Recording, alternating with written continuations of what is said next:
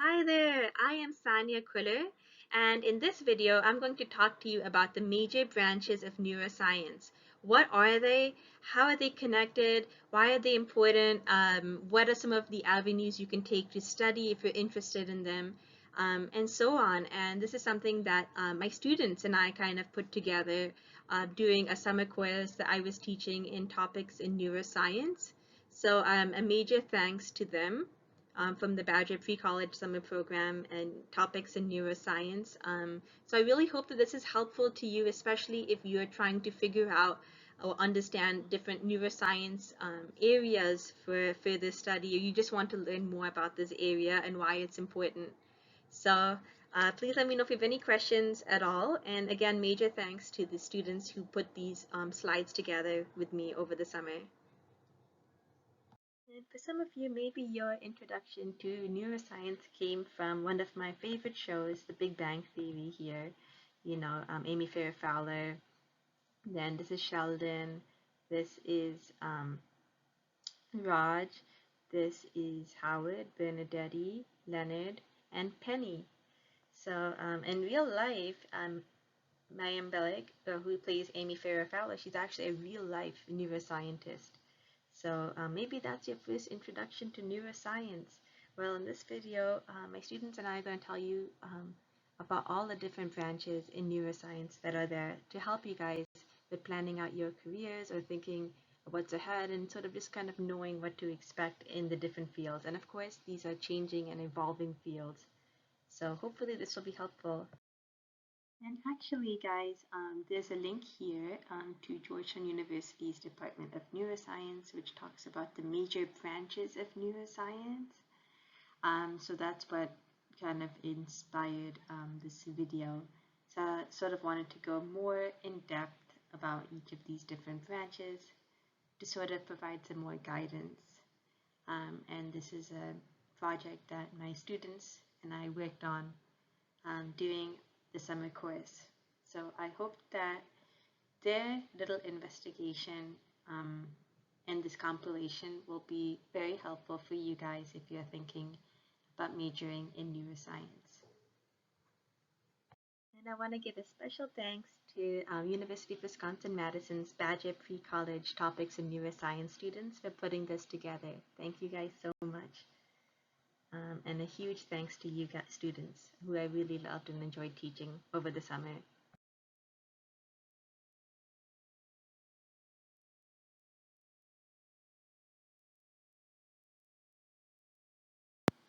What is effective neuroscience by Mohanad?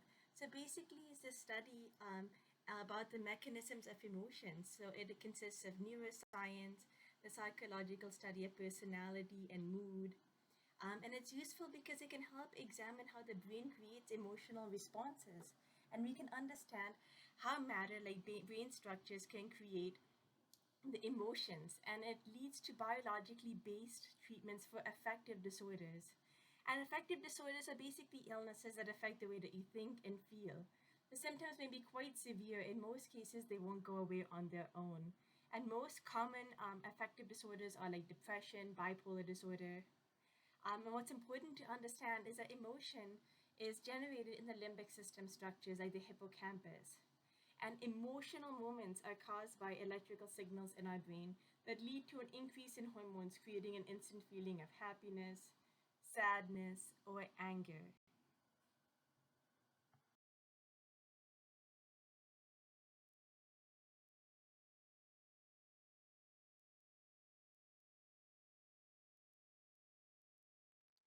So up here is behavioral neuroscience. And a special thanks to Seungmin for behavioral neuroscience. So basically, what is it? So the cat just came, Yakshi, and just left. The cat's name means fashionable, but in any case, from behavioral neuroscience, you can study biological bases of behavior. You can better understand how brain affects behavior. And why is it useful? Well, you can examine the source of information that creates, controls, and coordinates processes like perception, action, reaction, or decision making. And you have a set of tools to address all sorts of issues that our society faces by advancing our ability to assess, understand, predict, improve, and control human behavior for a positive good. And it can help us develop more efficient and effective treatments. So how can we use behavioral neuroscience? Well, we can understand addiction, aging, sleep, trauma, anxiety, a variety of neurological diseases like autism spectrum disorder, bipolar disorder, epilepsy, other immune system disorders. And there's a lot of neuroimmunology, like the immune system has a really key role in the progression of many neurological diseases, from schizophrenia, multiple sclerosis, Alzheimer's as well. So it's pretty key, myasthenia gravis. So you can have information for neuropsychology, cognitive psychology, clinical psychology. And typically methods involve use like a lot of genetic engineering, electroencephalography, positron emission tomography, PET imaging, functional magnetic resonance imaging. So a lot of different tools are involved in behavioral neuroscience. So next is cellular neuroscience by my student Seungmin. So what is cellular neuroscience? Well, you're studying neurons at a cellular level. You're going very, very granular, very, very detailed. So it includes cell morphology, like the shape, the physiological properties such as membrane trafficking, synthesis, transport of proteins, synaptic plasticity, the connections between neurons. Those can become strengthened, weakened, removed altogether, pruned by these glial cells like microglia, and that happens excessively in conditions like schizophrenia. There's a lot of pruning of synaptic connections, like pruning, like shrinking down a tree or cutting branches, so to speak. So it's like neuronal connections are being cut a lot by those glial cells. They're becoming very activated, unfortunately. So those are things that you can understand, like what's happening to neurons at a cellular level. So why is it useful? You can examine the various types of neurons, like there's motor neurons, there's sensory neurons, there's interneurons as well. So those are kind of connecting, like why your hand is jerking back when you are putting your hand near a fire, how the sensory neuron in my fingertips connects to an interneuron that's communicating with my brain and spinal cord, the central nervous system, and then that is communicating with the motor neuron that then helps me move my hand away from the sensory of feeling of hot sensory neuron to an interneuron that's then wired to a motor neuron that helps me jerk my hand back when I'm near a candle, that reflex. Or that knee jerk, sometimes the doctors test, they will kind of like sometimes hit the knee and observe that you have that knee reflex, knee jerk reaction, pun intended. So anyways, that's what on a cellular level is examined. So why is it useful? You can examine the various types of neurons, and there are different types, as I mentioned: motor, sensory, interneurons, and many other branches of neurons. As you dive deeper into this, you'll learn way more about it. You can examine functions of different neurons that the influence of neurons upon each other. How, like, if one neuron is firing an action potential, it reaches an action potential and is firing, does it impact another neuron? And some can have inhibitory neurotransmitters that reduce an action potential, and others can have excitatory neurons that help other neurons, reach an action potential and then fire. So there's a lot, and synaptic plasticity is sort of like how connections between neurons are strengthened, weakened, or removed, also based on your experiences and based on certain neurological conditions, like your nature versus nurture. So you can also examine how neurons work together, and in this area you'll be sort of working with like intracellular recording, patch clamp, voltage clamp, confocal imaging, molecular biology, photon laser scanning microscopy, calcium Ca2 plus imaging. That's what calcium is. So there's a lot in this area to look into. So up next is clinical neuroscience, and my student Evelyn put this together. So what is it? Clinical neuroscience is the study of disorders of the nervous system. And it's useful because studying this can help you better understand treatment and prevention of nervous system disorders. How do you rehabilitate individuals after they've gone through neurological damage, concussions, all sorts of things? How do you, have them go through their therapy and recover from that? So that's why it's a very important field in neuroscience.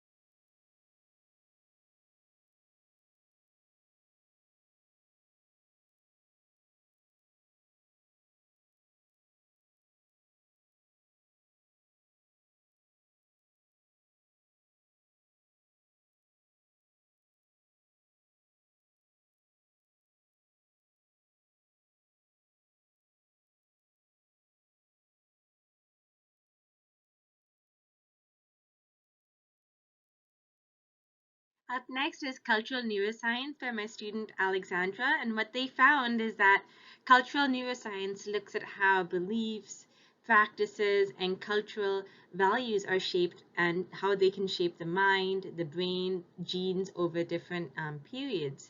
So usually it's used to help identify cultural differences in, psychological processes, neural processes, genomic processes. So does our environment, how does our culture shape the way that we think and perceive our world? If we grew up in an open-minded environment, or based on our culture, our religion, how does it shape the way that we think and we view our world?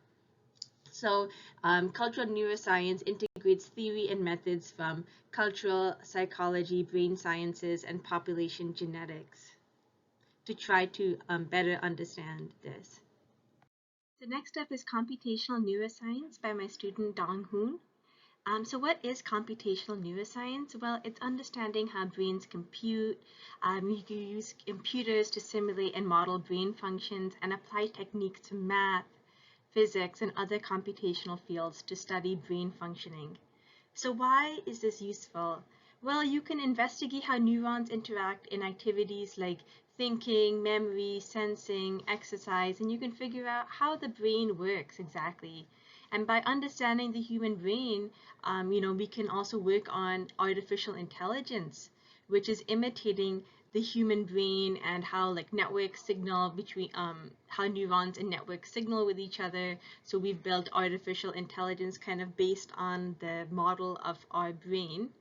So if you want to make something intelligent, the idea is why not figure out what makes us intelligent, and that's from our brains and how do brain and what happens in the brains, and we figure out that neurons are signaling with each other and then try to imitate that.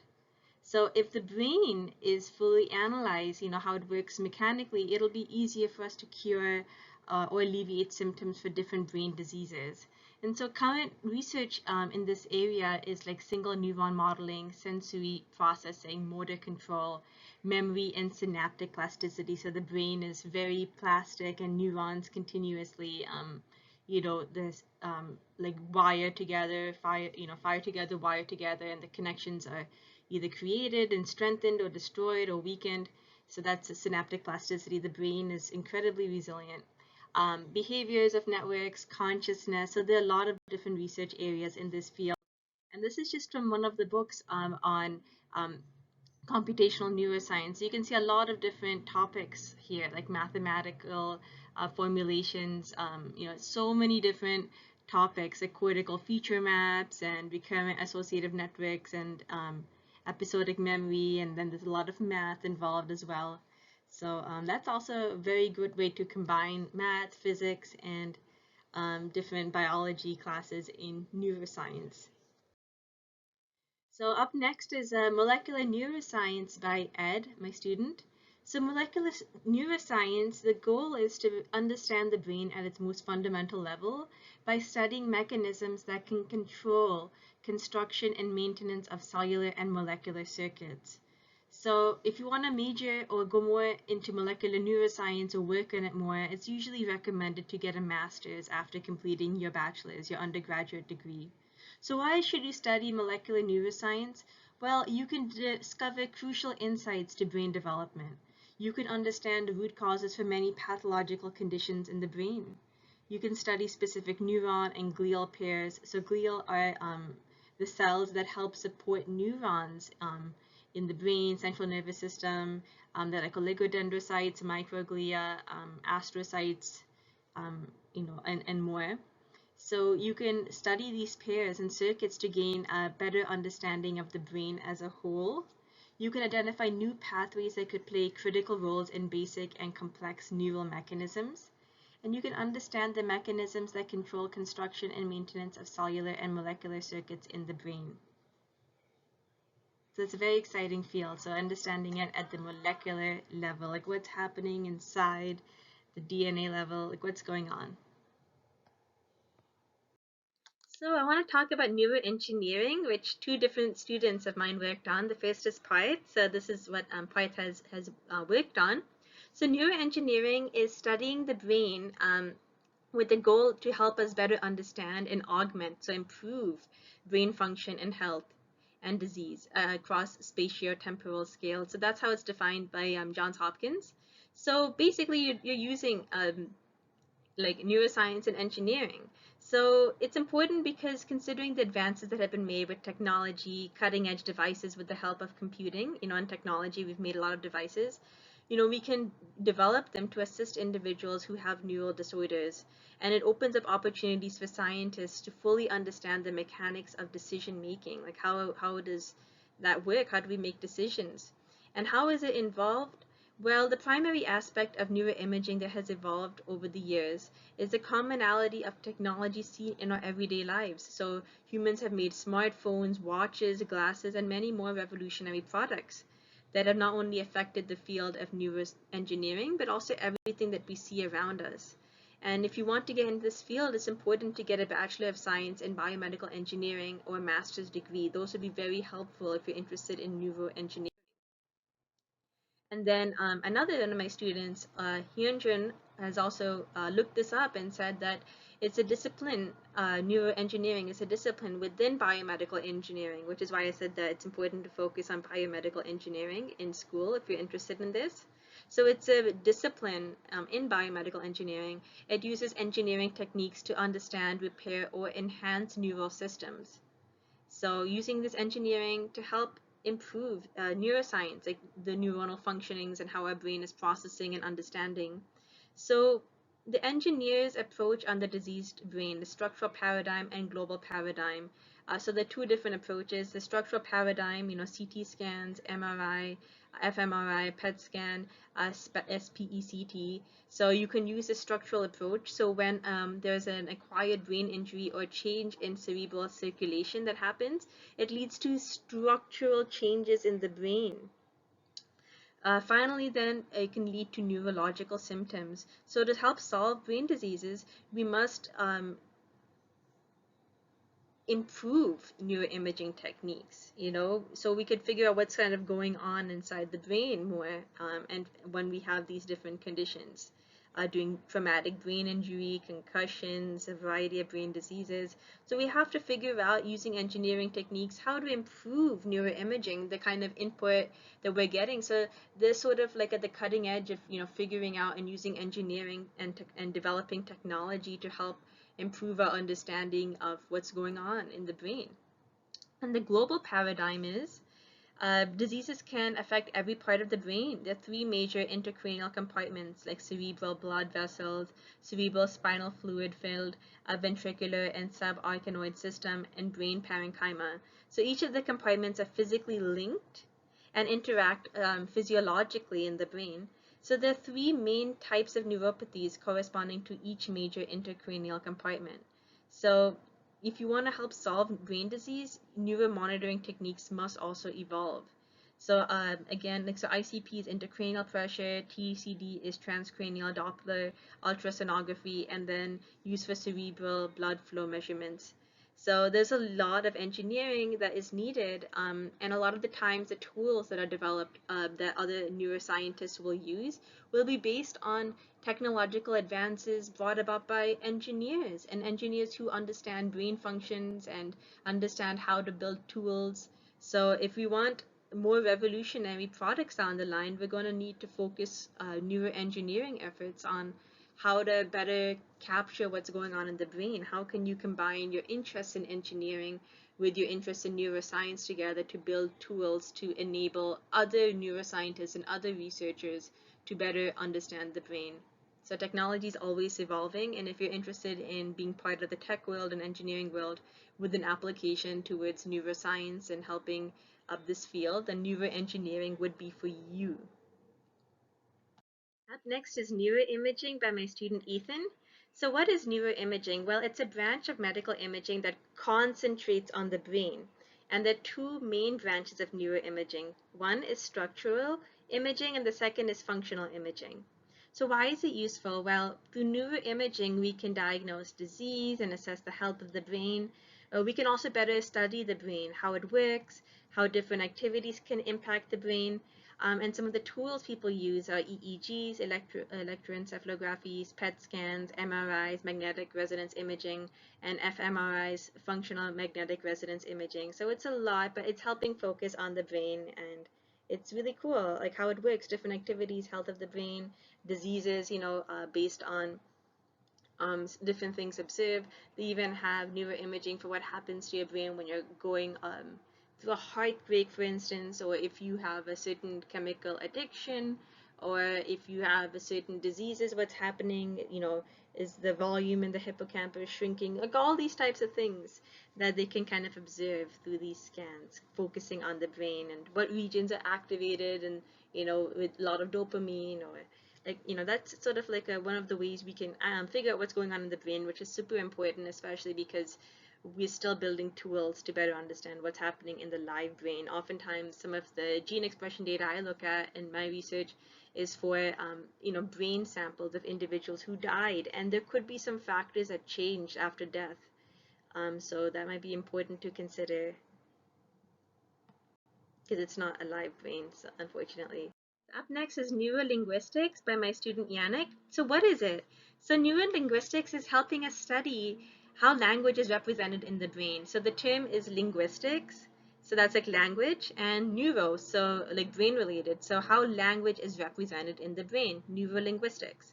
So exemplary fields of interest in neurolinguistics are speaking, understanding, reading, writing, speaking multiple language, neuronal connections responsible for acquiring language, like how do we learn language, diseases connected with language, etc.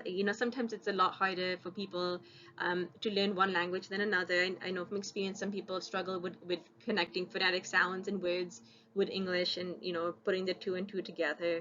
And when you stop and think about it, it's so fascinating how we even develop language. Like just think about it, like you might have wanted to have a little secret code word with your buddies, or so to like a secret language, but that takes work to develop that secret language, right? So anyways, why is it useful? So you can better understand human communication. You can treat language related diseases like dyslexia, stuttering, aphasia. So in dyslexia as well, it's sometimes you struggle to connect the written language with how it's spoken aloud. So there are a lot of connections between language that are very difficult for you with dyslexia, and it can be on a spectrum from very mild dyslexia to very severe dyslexia that kind of interferes with a lot. And if you understand neurolinguistics, you can come up with more effective ways of learning, connecting, being able to read and understand and write properly and understand the phonetics. So some of the really cool research areas are kind of looking at differences in brain function between native multi-language speakers and acquired multi-language speakers. So like if you've grown up speaking multiple languages at home, I know many people who know many, many different languages, or if you've just kind of acquired it later in life, maybe the age at which you start learning languages, how does that make a difference? Like we are very, very plastic, our brain is plastic when we're younger, and as we grow older, it becomes a little bit less and less flexible, and some habits and thoughts and thinking become more ingrained. So you can get the right therapy for people who have aphasia, based on neuronal functioning of the brain. You can better understand the process of acquiring language, like how do we understand language? And there are studies that the language that you think in when you're making decisions can also like impact it. Like if you're gambling or making certain risky decisions, the language that you're thinking in can also shape the decisions you make. So differences in brain between people using the Braille alphabet, so if you're blind, and people using the regular alphabet. So which part of the brains are responsible for language-related activities? How does learning multiple languages help grow your brain as well? And what happens when you speak multiple languages or think in different languages? So it's a very, very cool field, I would say. Muy, muy, muy bueno. मुझे लगता है कि ऐसे field बहुत अच्छा है. So a little bit of Hindi and Spanish. And another student of mine, Ilya, also talked about neurolinguistics, so major thanks to him.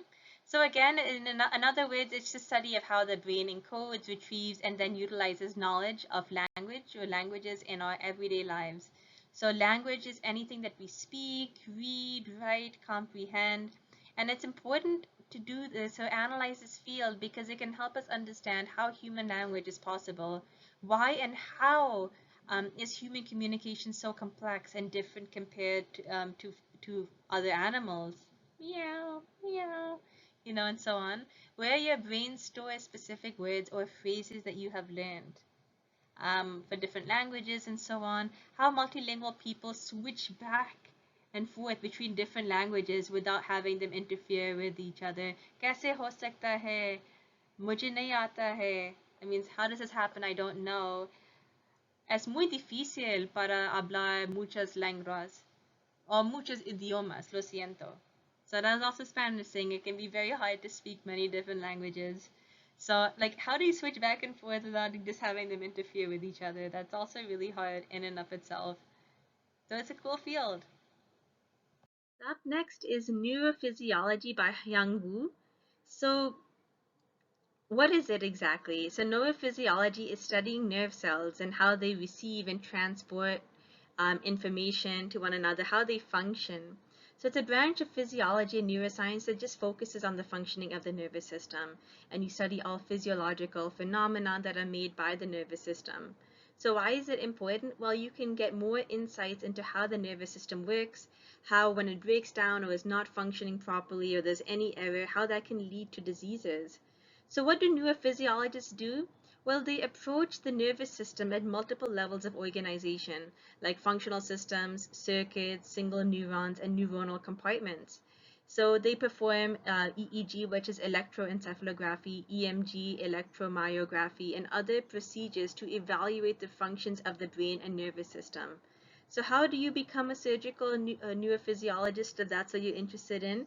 You can get a master's or doctoral degree in life science, neuroscience, biology, audiology, or related discipline. And you can also be certified in neurophysiologic interoperative monitoring, CNIM from ABRET.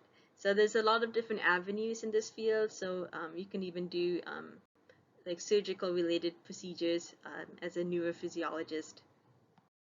So I also want to talk to you guys about developmental neuroscience, which is also neural development, and this is from my student Youngshin.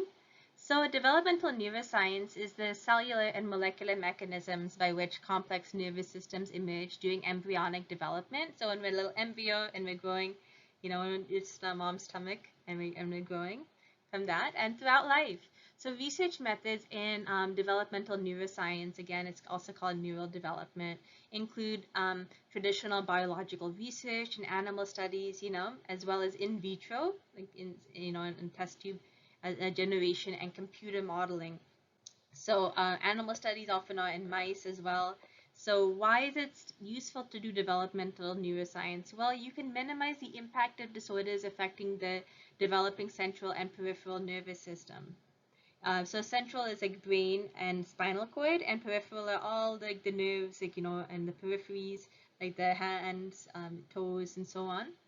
And to solve problems such as the genetic and epigenetic basis of pluripotency, like how cells, like in the embryo, how they can differentiate into different types of cells, especially like in the brain, how these little progenitor cells can become, like it's all about the genes that they express and how we have all these different cell types in our brain. Like we have neurons, we have glial cells, and within glial cells we have astrocytes, endothelial cells, oligodendrocytes, microglia, and oligodendrocytes. Yeah, we have a lot going on there. So what happens like with epigenetics, the expression or silencing of certain genes even with the same DNA sequence? So what is the genetic and epigenetic basis of pluripotency? What are the mechanisms underlying cell migration and axon pathfinding and the transcriptional networks, the gene regulation networks that are involved in forming tissues, all the way from all parts of our body to the neocortex. And research areas in this field are like helping better understand molecular basis for neurological syndromes like autism spectrum disorder, neurodevelopmental disorders like schizophrenia and autism, role of iron deficiency in development of the hippocampus and learning and memory behavior in both humans and animal models. How do we develop neural circuits that generate and control motor behavior? And a new branch that's coming up is developmental cognitive neuroscience. So it's pretty cool. So it's an interdisciplinary, so multiple disciplines stitched together. It's devoted to understanding psychological processes and their neurological bases in the developing organism. So it examines how the mind changes as children grow up, interrelations between that and how the brain is changing, and environmental and biological influences on the developing mind and brain. So it's a really developing field, pun intended. So please do check out developmental neuroscience as well, as it's very emerging. So up next is Paleoneurology by my student Natalie. So paleoneurology is a study of the human brain and or nervous system. You use fossils to understand it. You're digging in and looking at like Homo sapiens, Homo erectus, the Australopithecus. They're kind of looking at fossils and understanding the brain and nervous system and how it functions. You're kind of like looking in the fossils and trying to understand that. And it could also be the study of the evolution of the brain, the human brain over time. How has it changed? How has it evolved as well? So you're just digging deeper, pun intended, trying to understand like how the brain has changed over time. Maybe also potentially predict how our brains will look like in the future. Methods of paleoneurology. So techniques of paleontology and archaeology are used in this study. So paleontologists usually look at different fossils as well, and archaeologists. So if you're looking in this field of neurology, you're just adding the neuro aspect to it. You're just studying in more depth about the brain. So you can often analyze brain endocasts, so internal casts of the cranial vault in this type of a study. So if you're interested in this, you usually in school, you might need, like especially like in college, undergrad, you might need to combine 2 or 3 or more of these majors. It's usually suggested or often required. Maybe focusing on archaeology, paleontology, geology, anthropology, neuroscience, psychology, biology, neurobiology, because remember it's basically applying archaeology and paleontology, like studying fossils, so you need to have that kind of background, and geology, some sort of like earth science background, but then you also need to understand like some biology, like some aspects of the brain and how it's connected or how it works together to give yourself that leg up. And usually it's recommended to get a master's or doctorate degree in this. So why is it important? So it helps provide evidence of the hominid brain evolution, so how our brain has evolved over time, and we can kind of compare and contrast the brain of our ancestors, thousands of years ago, with current aspects of our brain, human brain. How does it look today versus over time? What evolution has happened? How might that relate to the functions? How does structure imply function? Help us better understand our ancestors too, what they might have been thinking, where we headed to next, because oftentimes we have a lot of things that evolution might get rid of, like potentially our appendix. I know that removing an appendix doesn't really like inhibit your life that much. Maybe are we going to lose our big toe, like people, because if do we need it, do we not need it, like what's the function? So if you kind of dig in about the nervous system, using fossils, you can kind of understand how we got to be as complex as we are today, and maybe what are some pitfalls of our current functioning of our brain, and how can we improve.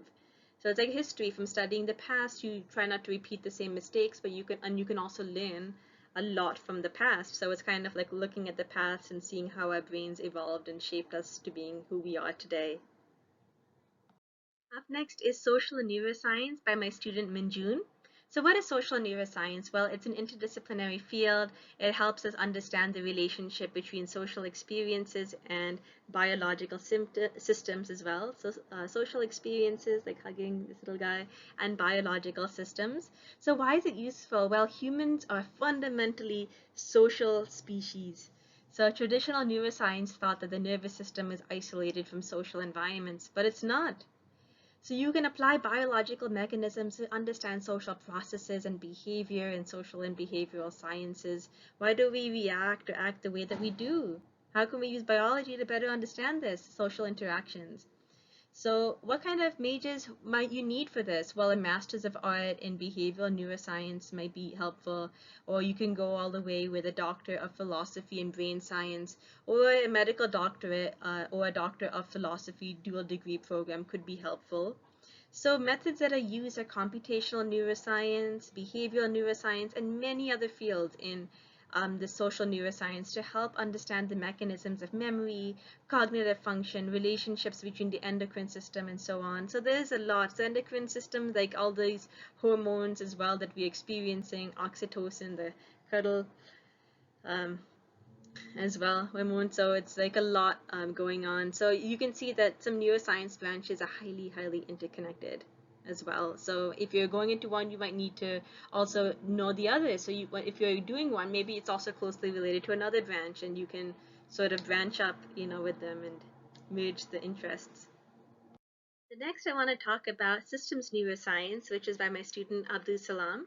So what is systems neuroscience? Systems neuroscience is a branch of neuroscience and systems biology. It helps study the structure and function of neural circuits and systems. So why is it important? Well, because in systems neuroscience, these systems neuroscientists are trying to understand the basis for cognitive, motivational, sensory, and motor processes. Like what drives us? How does our brain kind of function at a systems level?